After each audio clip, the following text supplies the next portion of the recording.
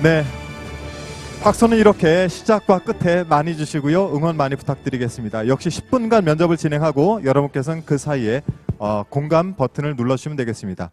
네, 진행해 주시죠. 네, 양승조 후보님께 여쭙겠습니다. 후보님은 상대적으로 다른 후보님들에 비해서 인지도가 떨어진다는 거 알고 계시죠? 예, 그렇습니다. 지금 잠깐 한 1분 동안 스스로를 소개하는 시간을 특별히 드리고자 합니다. 예, 제가 그 튀는 발언을 좀 덜하는 편이죠. 또 충청도의 예의와 상대방의 존중이 그 인지도가 낮은 경우는 있다고 생각하는데요. 저 양승조는 사선 국회의원의 당의 사무총장 최고위원을 지냈습니다. 지금 220만 도민의 행정을 책임지고 있죠. 그래서 어떤 일도 감당할 수 있고 어떤 능력도 감당할 수 있다. 또 지난 정치 인생 전과 정치 인생 살아온 과정이 누구한테 내놓아도 부끄러움이 없다.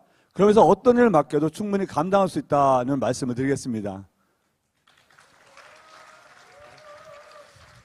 예, 후보님께서는 충청 대망론이라는 취지로 언급을 하고 계십니다. 일각에서는 지역주의에 편승하는 것이라는 지적이 있는데 어떻게 생각하십니까?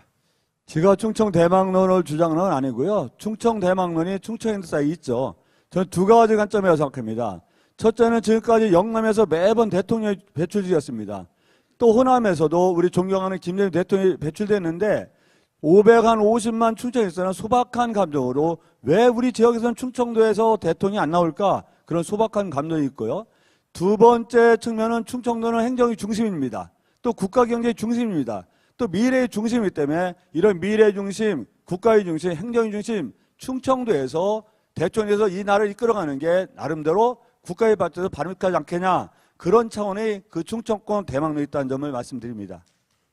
예, 충청권에 석탄 화력 발전소가 상당히 밀집돼 있는 걸로 예. 알고 있습니다. 탈탄소 가야 되는 길이죠. 예, 그 이제 논쟁은 이미 끝난 것 같습니다. 탈탄소는 가야 되는 길인데 탈원전 탈탄소 같이 갈 수 있다고 보십니까? 그렇다면 에너지는 어떻게 해야 될까요?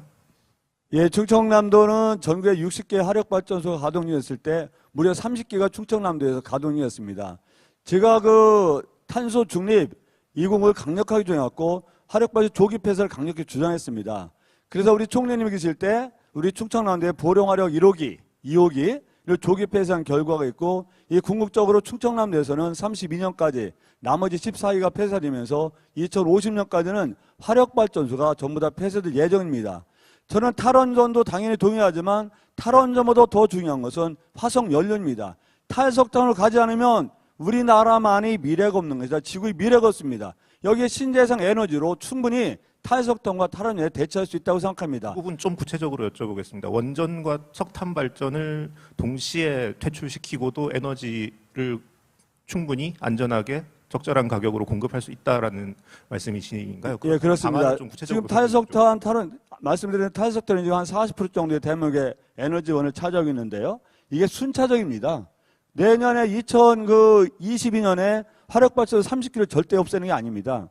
58기를 없애는 게 아니고요. 이게 순차적으로 해서 한 2050년까지 순차적으로 폐쇄되고 원전도 마찬가지라고 봅니다. 그렇다면 충분히 그 안에 대한민국의 여러 가지 발달된 기술력, 과학적 성과를 바탕으로 해서 대체 에너지를 발굴하고 현재 많이 진행되어 있습니다. 하면 충분히 거기에 감당할 수 있다고 생각하는 것이 저희 판단입니다. 네, 요즘 그 이제 인구에 회자되는 말로 우리도 모르는 사이에 선진국이 됐다 이런 말들이 있습니다. 그러니까 더 이상 모방할 나라가 없어졌다는 말이죠. 그런데 창의적이고 협력하는 어떤 미래형 인재를 어떻게 육성할 것인가에 대한 그런 교육계획의 과제라든지 이런 비전은 이번에 민주당 후보님들한테서 별로 보여지지 않습니다. 혹시 이 부분에 대해서 양 후보님의 의견을 듣고 싶습니다. 우리가 획일적 교육만 같았더니 BTS가 나올 리가 없는 거죠. 우리가 오스카상이나 여러 그 국제에 대해서도 문화라든가 예술에서 이런 국제적인 성과를 올린다는 것은 이미 대한민국 사회의 획일적 교육을 벗어나서 상당 부분 창의적 교육이 자리 잡고 있다는 것을 반증하는 거 아니겠습니까? 이런 면에서도 초중고라든가 이건 획일적인 현재 일반적으로 직제로 되어 있는 이런 초등학교, 중학교, 고등학교에 대해서 좀 학제 개편이라든가 아니면 실질적인 자율학교가 필요한데 대한민국 자율학교, 외고, 예고 같은 경우는 거의 다 대학 입시 기관으로 전락했죠. 외고를 졸업해서 외고가 전문대학 가는 비율이 얼마나 됩니까? 그러니까 외고의 의미가 없는 거예요. 과학고도 마찬가지였을 겁니다. 그런 면에서 실질적으로 우리가 자율적으로 창의적 교육을 바탕으로 한 교육제도 개편이 필요하다. 그걸 통해서 예술과 과학뿐만 아니라 전문에서 창의력을 발휘할 수 있는 그런 교육제도가 필요하다고 저는 생각합니다. 예, 짧게 답변 부탁드리겠습니다. 네. 학제 개편 방금 언급 주셨는데요. 지금 현재 초중고 12년입니다. 지금 시대 상황에서 이 초중고 12년 적당하다고 생각하십니까? 저는 적당하지 않다고 생각합니다. 이미 초등학교 1학년 들어갈 때는 어린이집 유치원을 통해서 이미 한글이 전부 다 해독된 사람이 거의 대다수 아니겠습니까?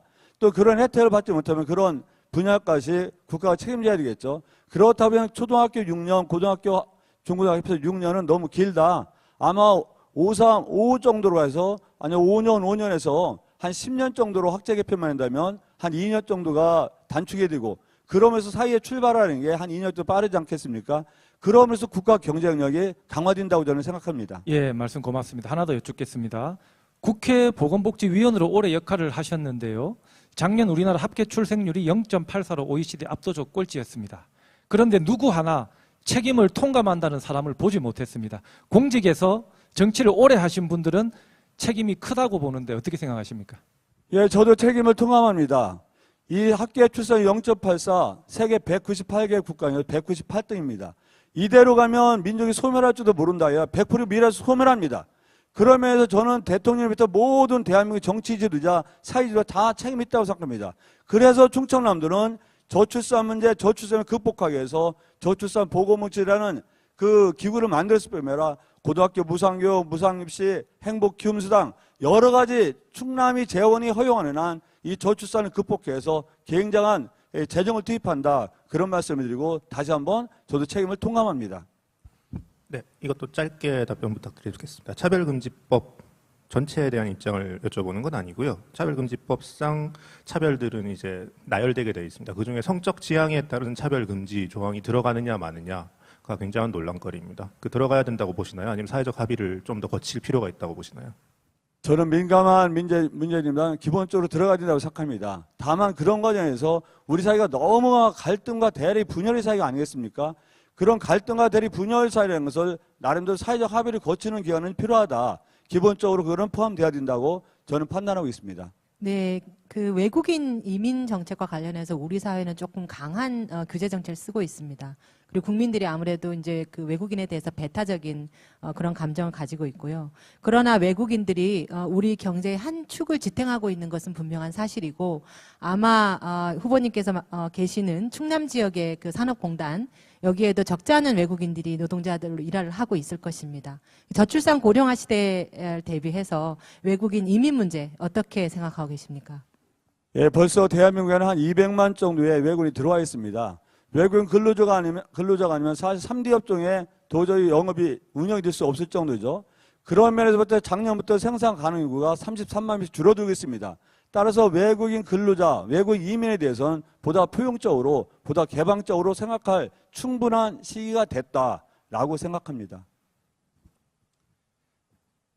일각에서 사법고시가 부활되어야 한다는 주장이 있습니다. 이 부분에 대해서 어떻게 생각하십니까?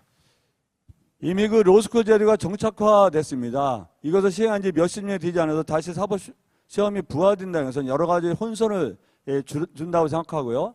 다만 로스쿨 같은 경우는 아무리 장학제도가 완비되어 있다 하더라도 실질적으로 로스쿨에 다니는 건 엄청난 비용이 소요됩니다. 따라서 로스쿨도 갈 수 없고 그러나 어떤 법전이 되고자 하는 게 한 통로 마련은 필요한데 그게 바로 사법실 부활로 직결돼서는 여러 가지 문제가 있다고 생각하고 현재는 로스쿨 제도의 취지가 제대로 잘 발휘될 수 있도록 그 제도를 보완해야 된다고 저는 생각합니다.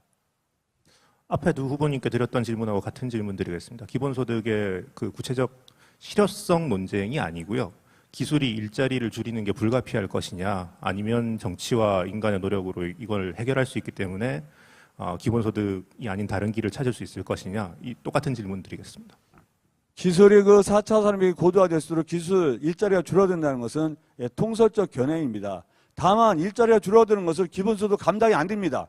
기본소득이 되려면 기본소득을 받아 생활해야 되는데 우리가 10만 원 정도면 62조가 들어갑니다. 100만 원 주려면 620조가 들어갑니다. 대한민국 GDP 여러 가지 가능하지 않고 오히려 일자리가 줄어드는 면에서는 일자리를 나누게 해야 됩니다. 그래서 주 4일제가 궁극적으로 필요하다 말씀드리고 전 국민 고용보험제도가 실시됨으로써 이런 문제를 해결하는 것이 가장 바람직한 해결 방안이라고 저는 생각합니다. 네. 지금 시간이 애매해가지고. 네, 빨리 질문 질문해 드리시기 주세요. 시간이 애매하시죠? 네, 이렇게 마무리하겠습니다. 네, 수고하셨습니다. 자리로 모시겠습니다.